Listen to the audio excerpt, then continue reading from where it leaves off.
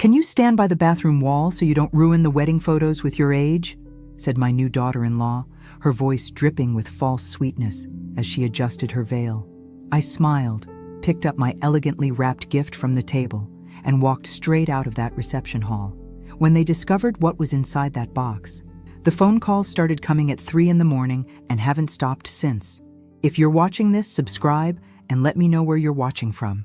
Now, before you start thinking I'm just another bitter mother-in-law, let me back up and tell you how we got here. Because what happened that day wasn't just about a rude comment or hurt feelings. It was about 36 years of raising a son who apparently learned that treating people like garbage was acceptable, especially when that person was me. I'm Martha Williams, and at 64, I thought I'd seen the worst of what family could dish out. I was wrong. The wedding was supposed to be the happiest day of David's life. My son, my only child, marrying Brittany Peterson, a marketing executive with perfectly white teeth and an even more perfectly calculated smile. I'd spent months helping plan this event, writing checks for flowers, catering, and photography while living on soup and crackers to make my Social Security stretch. But standing there in my modest dress, the nicest thing I owned, listening to Brittany explain how my 64-year-old appearance would somehow taint their precious photographs, something inside me finally snapped. Not the crying, begging, pleading kind of snap, the quiet, dangerous kind. You see, 3 weeks earlier, my entire world had changed in ways no one knew about. But we'll get to that. The wedding guests barely looked up as I walked past their tables, my gift box clutched firmly in my hands. A few neighbors from David's childhood waved, but most were Brittany's crowd, young professionals with their smartphones already out, posting photos of the gorgeous couple to social media. David was at the head table, laughing at something his best man was saying. He didn't even notice his mother leaving his wedding, didn't see the tears I refused to let fall or the way my hands shook as I pushed open those heavy reception hall doors. The parking lot was nearly empty now, just a few late guests hurrying inside. I stood there for a moment, breathing in the cool evening air, listening to the muffled sound of celebration behind me. 36 years of sacrifices, of putting my son first, of believing that unconditional love would eventually be returned. I was done believing fairy tales. The taxi ride home took 15 minutes. 15 minutes to realize that walking away from that wedding wasn't the end of something. It was the beginning. Because inside that gift box wasn't just a wedding present. It was proof that sometimes the best revenge isn't getting mad. It's getting even. And trust me, what I'd wrapped up in that pretty white paper with the silver bow would change everything. 3 weeks before the wedding, I was standing in Murphy's Corner Market at 9:30 at night, counting out exact change for a can of soup and a package of saltines. $23.47. That's what I had left until my next Social Security check, and David's wedding was in less than a month. I'd already spent my small savings on my wedding outfit and a gift I couldn't really afford. A set of crystal wine glasses I'd seen Brittany admire online. The kind of thing a mother does because she wants her son's wife to be happy, even when that same wife makes snide comments about older people's fashion choices.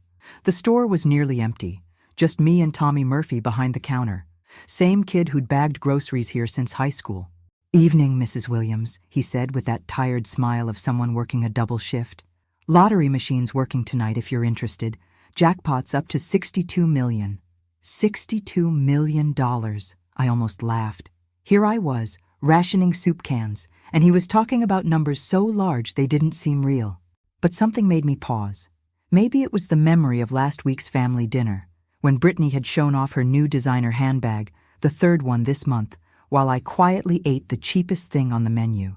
Maybe it was David's casual comment about how I should start thinking about downsizing my already tiny apartment because older people don't need much space. Or maybe it was just pure, stubborn defiance. "I'll take one ticket," I heard myself say. "Quick pick." Tommy looked surprised. In the 5 years since Harold died, I'd never bought so much as a scratch-off ticket, but he fed a $5 bill into the machine, and it hummed to life, printing out a small slip of paper with 6 numbers that would either be meaningless or life-changing. 7, 14, 21, 35 to 47, Powerball 9. I folded it carefully and slipped it into my purse, right next to the grocery receipt that showed exactly how little I had left. $23.47 minus $5. $18.47 to last until next Friday. Harold would have called me foolish. Martha, I could hear his voice. Gambling is for people who can afford to lose money. But Harold had been gone for 4 years, and clearly, I'd already lost everything that mattered anyway. The walk home took 45 minutes because I couldn't afford the bus. 45 minutes of replaying every dismissive comment. Every time I'd been made to feel like a burden instead of a mother. By the time I climbed the 3 flights to my studio apartment, I'd made a decision that had nothing to do with lottery tickets. Win or lose, I was done being their convenient source of guilt money and inconvenient reminder of family obligation. The lottery drawing was Saturday night. I watched it the same way I watched everything else. Alone, with a cup of tea and the volume turned low so I wouldn't disturb my neighbors. When the numbers appeared on screen, I didn't believe them at first. 7 to 14, 21, 35 to 47, Powerball 9. Every single number on my crumpled $5 ticket. $62 million. I sat there for 10 minutes, checking and rechecking, waiting for the mistake to reveal itself. But there was no mistake. I, Martha Williams, woman who ate soup for dinner and walked everywhere to save bus fare, had just won more money than I could spend in 10 lifetimes. The smart thing would have been to call David immediately to share the incredible news with my only family. But I didn't pick up the phone. Instead, I carefully placed the ticket in my jewelry box, next to Harold's wedding ring and my mother's pearls. Because suddenly I had a very different kind of wedding present in mind. The lottery office in downtown Springfield looked nothing like I'd imagined. I'd expected something grand, official, maybe even celebratory. Instead, it was a sterile government building with fluorescent lighting and the kind of beige walls that suggested bureaucracy, not life-changing fortunes. "Congratulations, Mrs. Williams," said Janet Patterson, the claims officer, a pleasant woman in her 40s who handled my paperwork with the same efficiency she'd probably use for a parking permit. "After taxes, your lump sum comes to $38.4 million. $38 million? $400,000. Even reduced by taxes, the number was still impossible to comprehend. I signed documents, provided identification, and listened to explanations about direct deposit and financial planning services. Janet was patient, professional, and completely unaware that she was processing the claim of a woman who'd been eating peanut butter sandwiches for dinner just a week ago.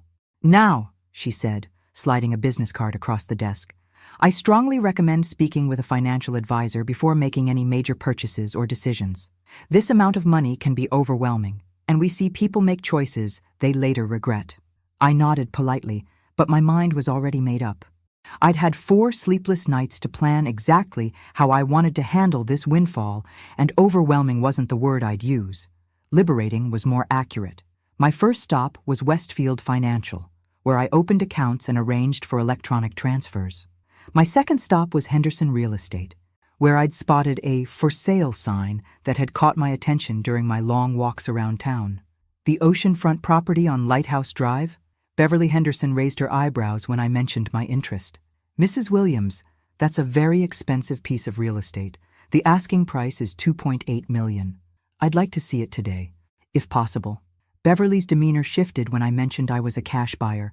Suddenly, the showing was immediately available, and her assistant could drive us out to the coast right away. The house was everything I'd dreamed of during those years of penny pinching.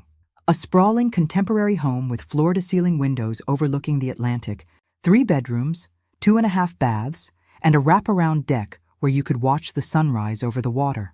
It had been on the market for 8 months, Beverly explained, because most buyers needed financing, and the sellers were motivated. "I'll take it," I said, standing on that deck, listening to the waves crash below. "Full asking price." Beverly blinked. "Don't you want to have it inspected? Get an appraisal? Look at comparable sales in the area?" "No need. I want to close as soon as possible." While Beverly handled the paperwork for what she kept calling the fastest sale in company history, I made 3 more stops. First, to Johnson Toyota, where I bought a reliable, sensible Camry. Nothing flashy, just dependable transportation. Then to Miller's Furniture, where I arranged for the basic necessities to be delivered to my current apartment and to the beach house once it was ready.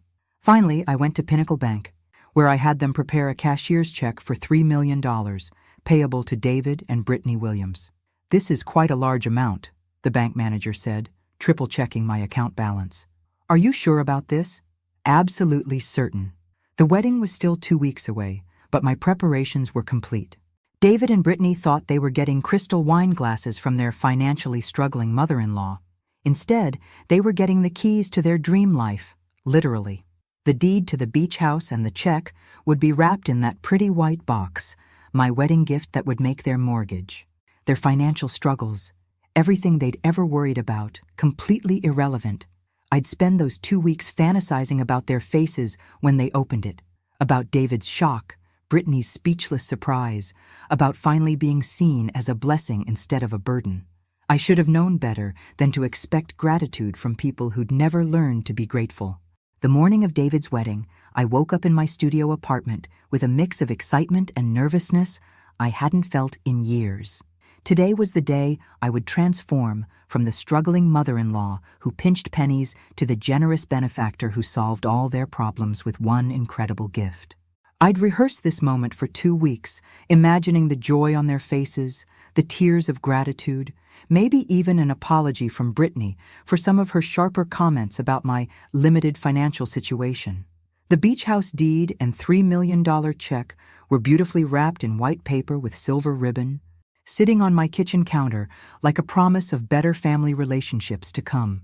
The ceremony was at 2 o'clock at St. Matthew's Episcopal Church, followed by a reception at the Riverside Country Club. I'd splurged on a taxi both ways. No more showing up to important events with wind-blown hair from walking or smelling like bus exhaust.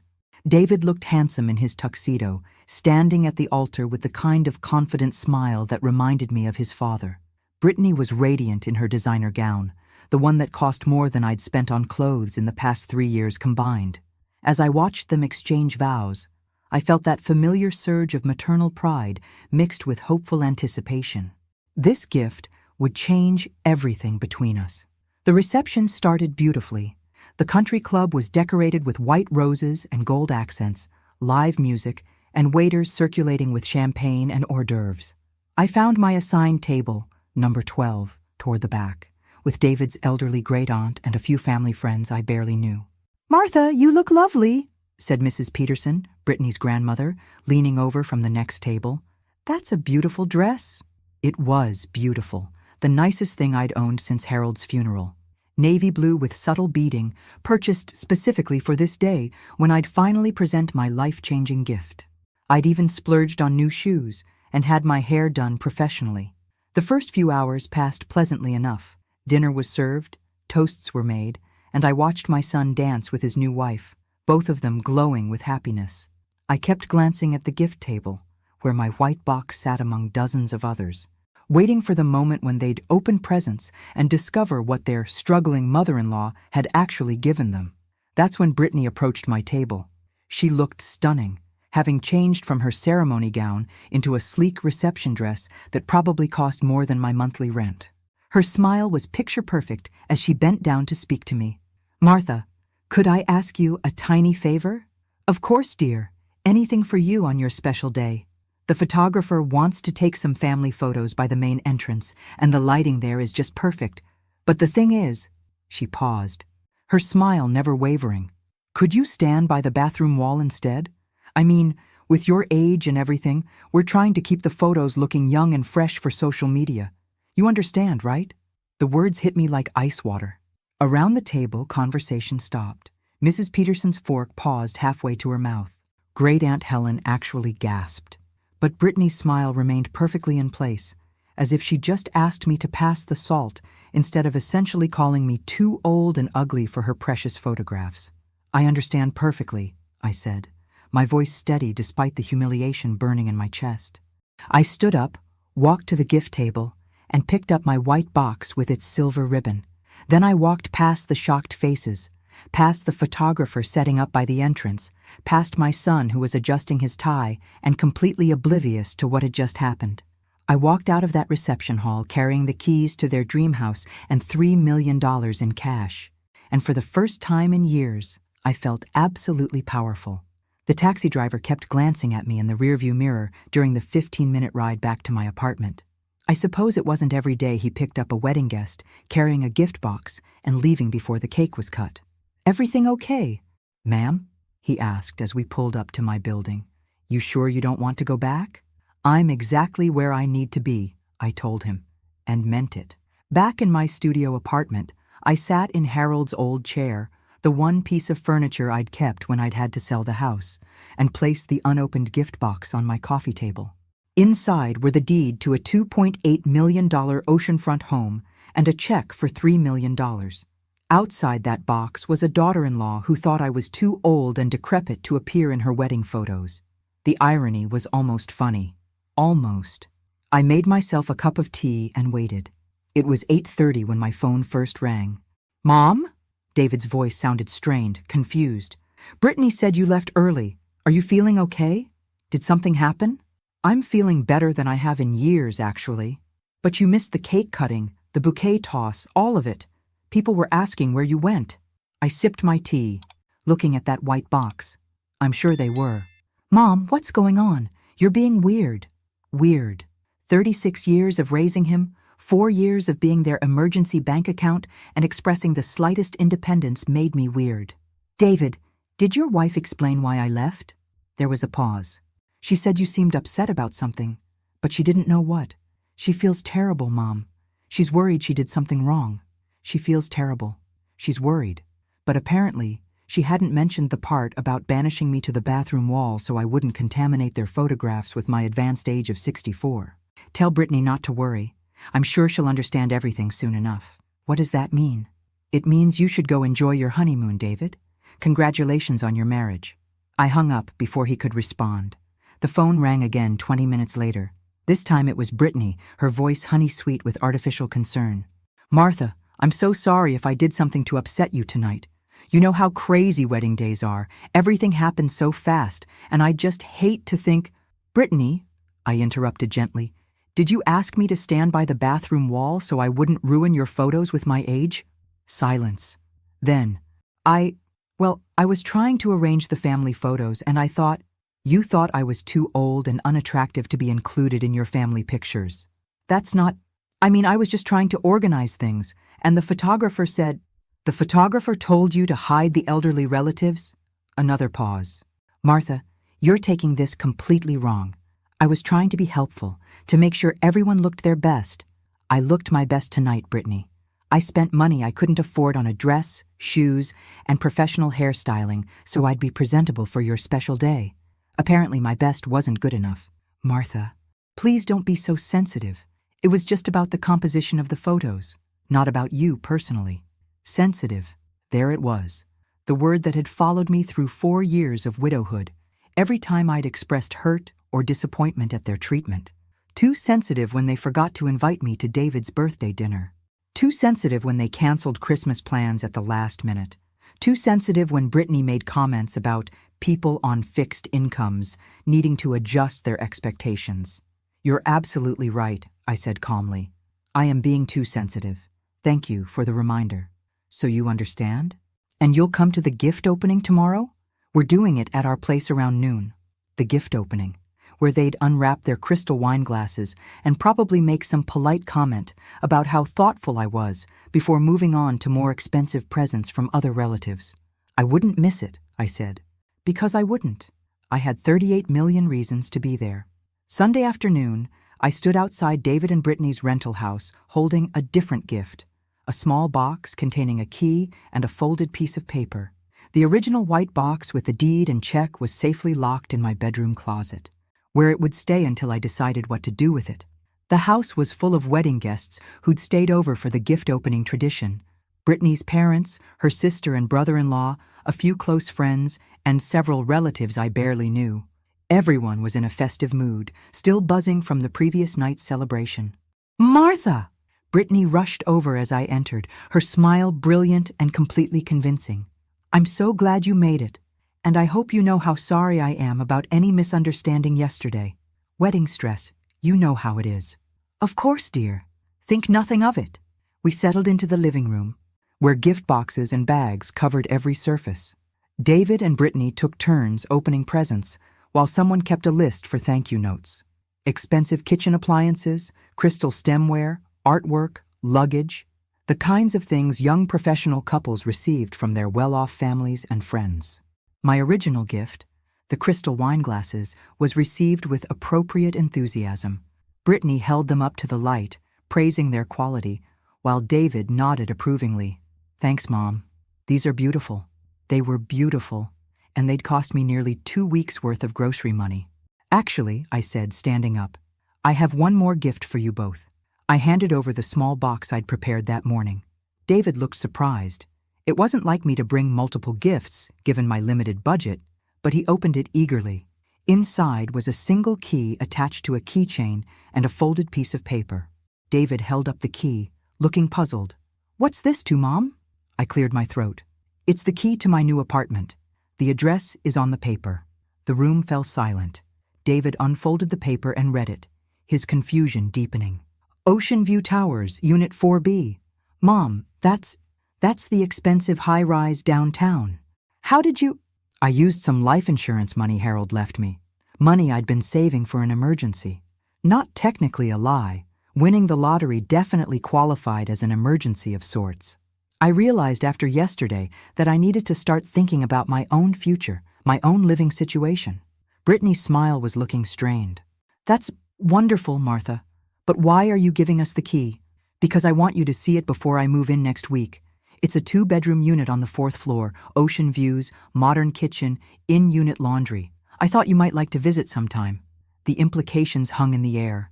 David's expression was shifting from confusion to something that might have been concern or possibly calculation.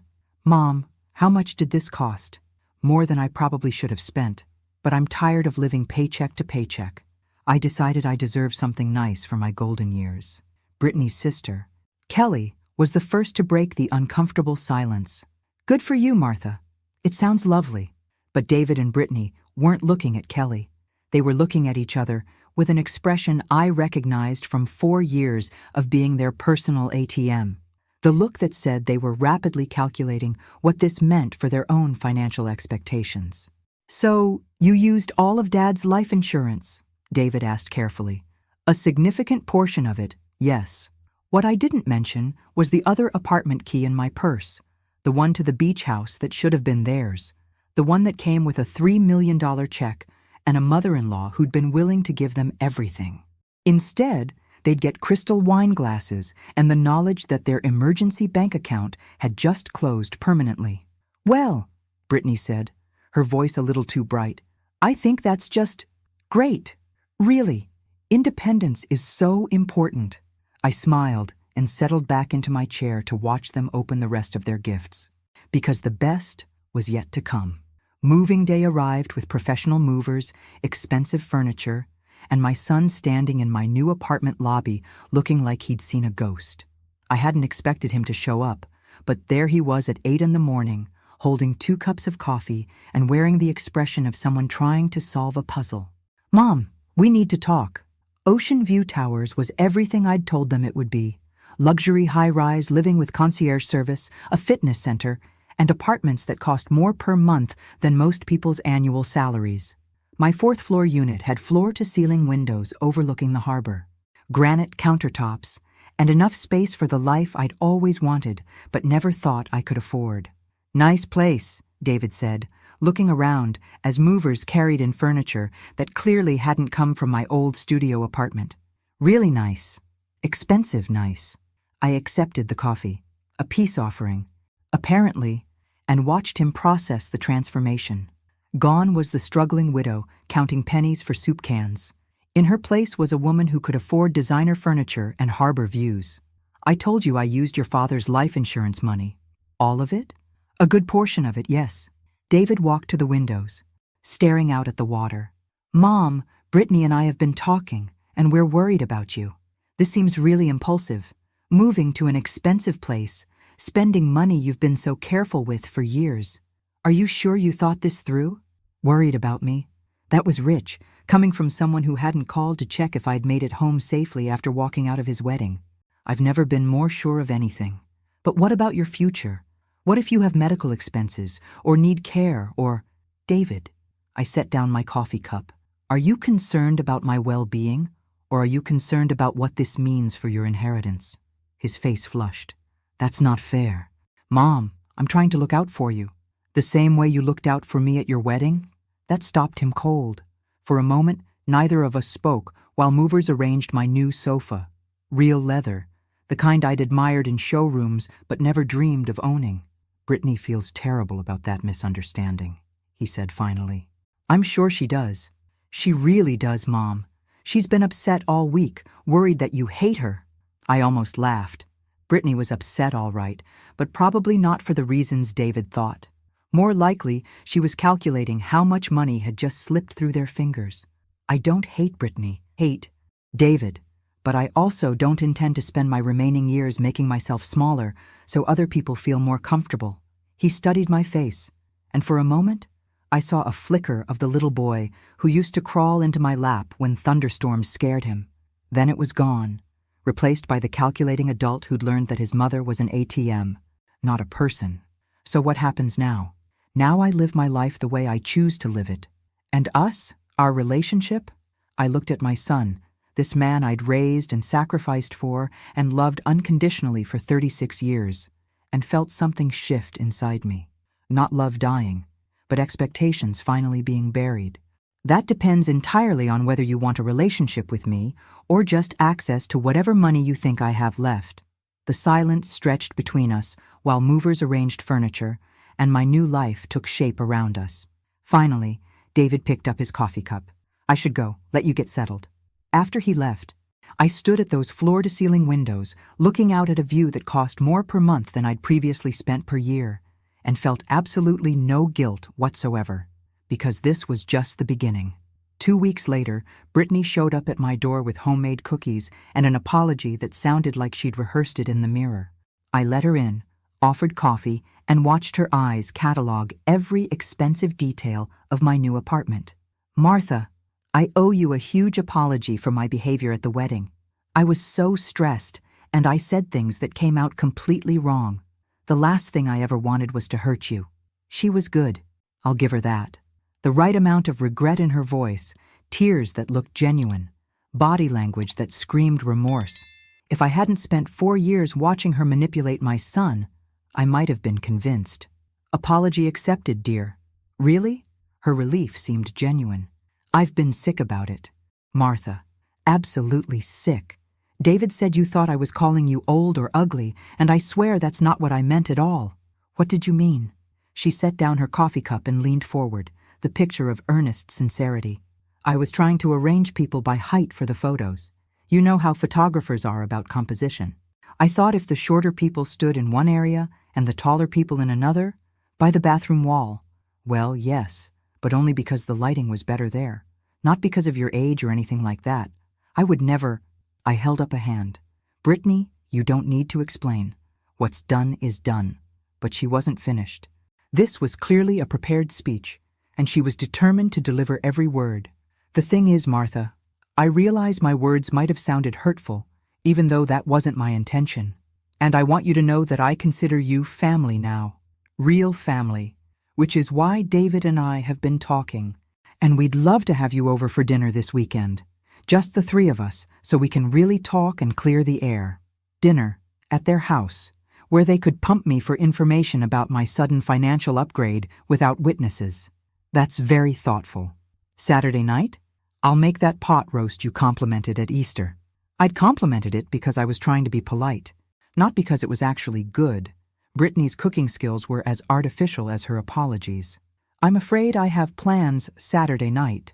Oh, she looked disappointed. What about Sunday then? I'm busy Sunday as well. Next weekend? Brittany, I appreciate the invitation, but I'm finding that my calendar is quite full these days.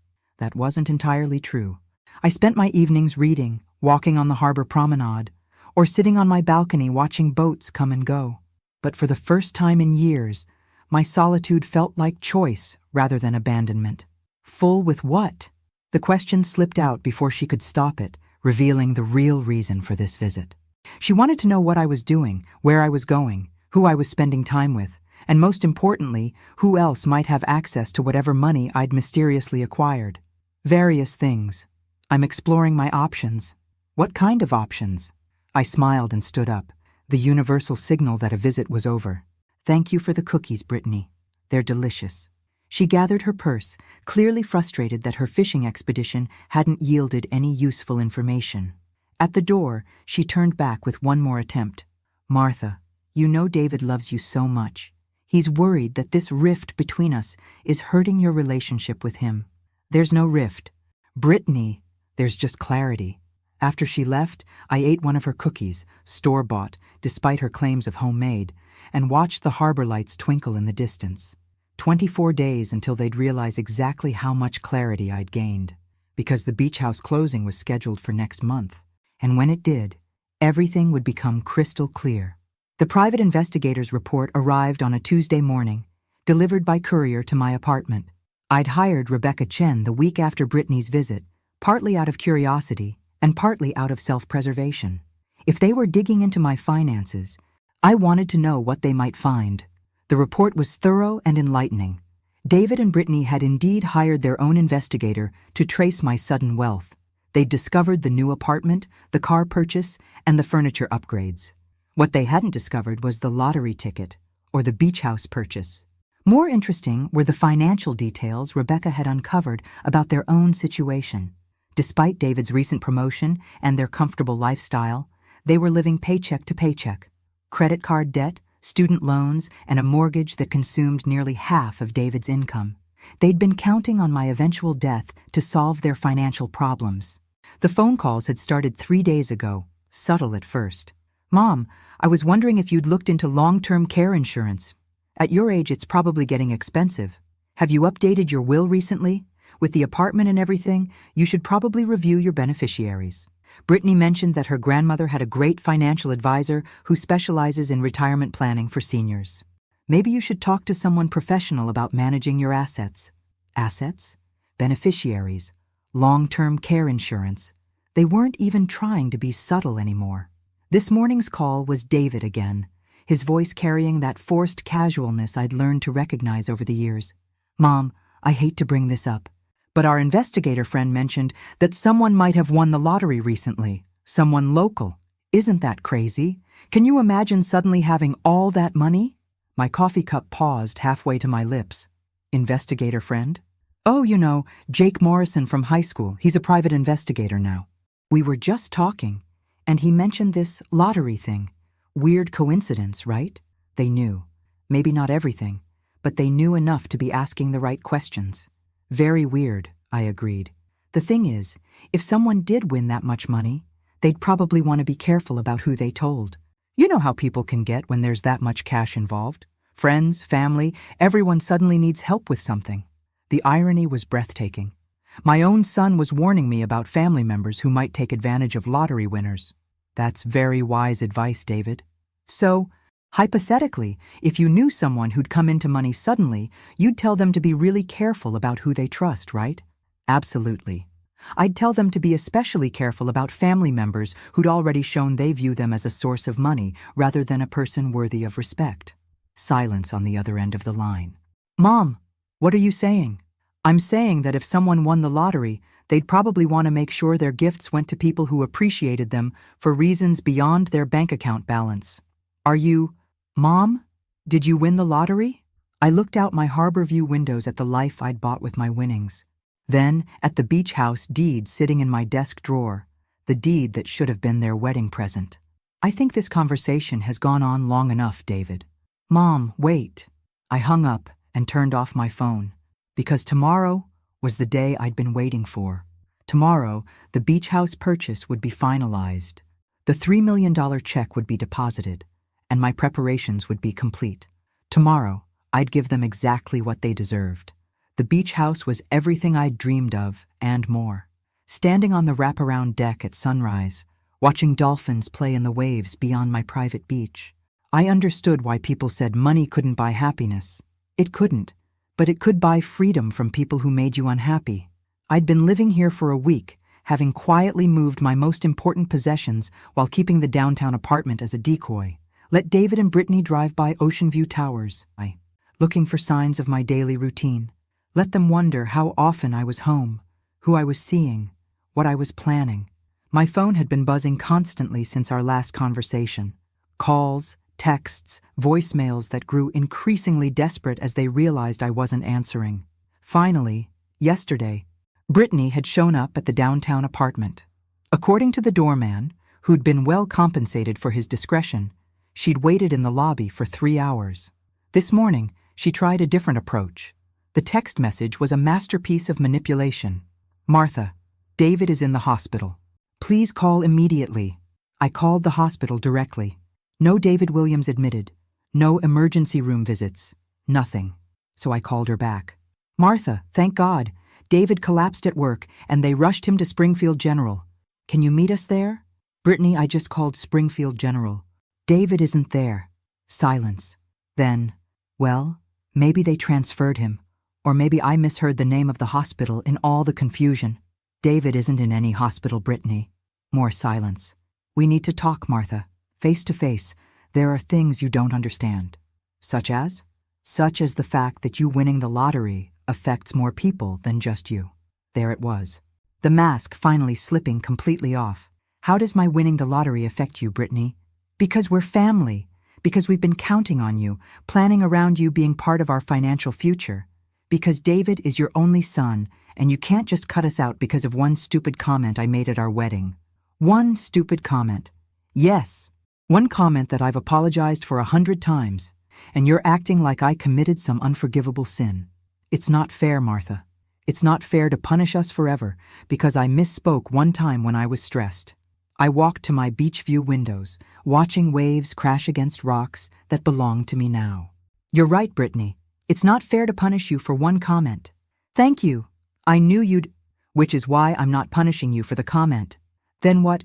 "I'm punishing you for thinking that comment would work, for believing you could humiliate me publicly and then manipulate me privately, for 4 years of treating me like an ATM with legs, for raising my son to believe that his mother exists to solve his financial problems.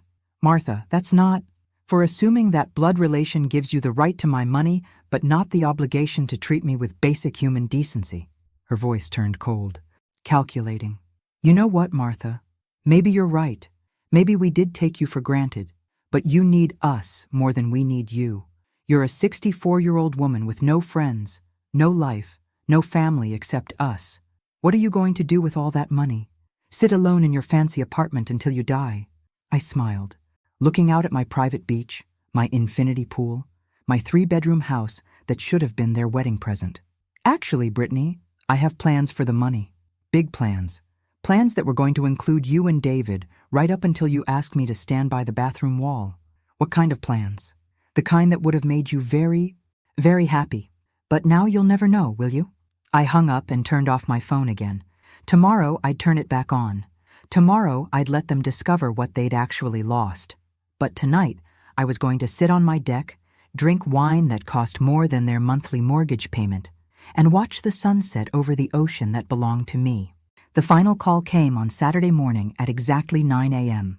I let it ring 4 times before answering, long enough to savor the moment I'd been anticipating for 6 weeks. "Mom," David's voice was hollow, defeated. "We found out about the beach house." "Did you?" "The private investigator saw the deed transfer. Lighthouse Drive, $2.8 million, cash purchase 6 weeks ago, right after you won the lottery." I poured myself coffee and walked onto my deck, where morning sun was already warming the teak furniture that had cost more than most people's cars. "Congratulations on your detective work." "Mom, please, can we just talk? Can we come over and see you? We, Brittany and me, we need to talk to you face to face." I looked out at my private beach, where waves were washing against sand that belonged to me now. "I'm afraid that's not possible." "Why not?" "Because, David, you'd have to be invited first. And people who think I'm too old and unattractive for family photographs don't get invited to my home." "Mom, that was a mistake." "No, David, a mistake is spilling coffee on someone's shirt. What happened at your wedding was a choice that revealed exactly how you and your wife view me. So what are you saying? That you're cutting us off completely? That you're going to sit in that house by yourself and pretend we don't exist?" I smiled, remembering Brittany's similar accusation about sitting alone in my apartment. They really couldn't imagine that a woman my age might have plans beyond serving their needs. Actually, I won't be alone. I'm starting a foundation for elder financial abuse. Apparently, it's more common than I realized. Adult children manipulating their parents, treating them like personal banks, isolating them from other relationships so they're completely dependent on family approval.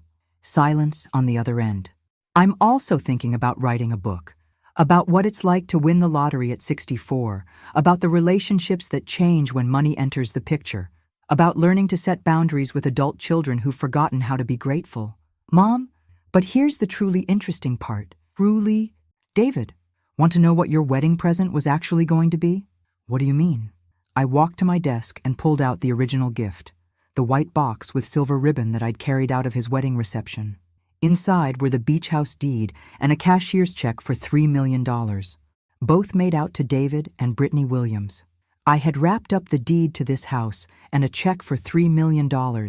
I was going to give you everything: the house, the money, the solution to all your financial problems. I was going to keep just enough for myself to live comfortably and give you the rest. The silence stretched so long, I thought the call had dropped. You're lying, he finally whispered. The deed is still made out to both of you. The check is still signed, both sitting in a box wrapped in white paper with silver ribbon, exactly as they were the night you got married. Mom, please. I was so excited to see your faces when you opened it.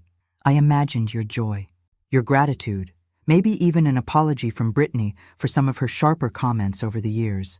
I spent 2 weeks fantasizing about becoming the generous mother-in-law who solved all your problems with one incredible gift. We can fix this. But instead, your wife decided I was too old and ugly for your precious photographs. And you, David, you stood there and let it happen. I didn't know. You didn't know because you weren't paying attention to your mother. You were paying attention to your social media photos and your reception timeline and everything except the woman who'd raised you and sacrificed for you and was about to give you everything she had. I could hear crying now, whether David or Brittany. I couldn't tell. So here's what's going to happen. I'm keeping the house, the money, and my dignity. You're keeping the crystal wine glasses and the memory of what you chose when you had to pick between treating me with respect and treating me like furniture. Mom, wait. And David, if you're ever ready to have a relationship with me that isn't based on what I can give you financially, you know where to find me. I'll be the old woman sitting on her private beach, living her best life. I hung up and turned off my phone. Then I walked onto my deck, looked out at the Atlantic Ocean that stretched endlessly toward the horizon, and smiled. Because sometimes the best revenge isn't getting even. Sometimes it's getting everything. Thanks for listening. Don't forget to subscribe and feel free to share your story in the comments. Your voice matters.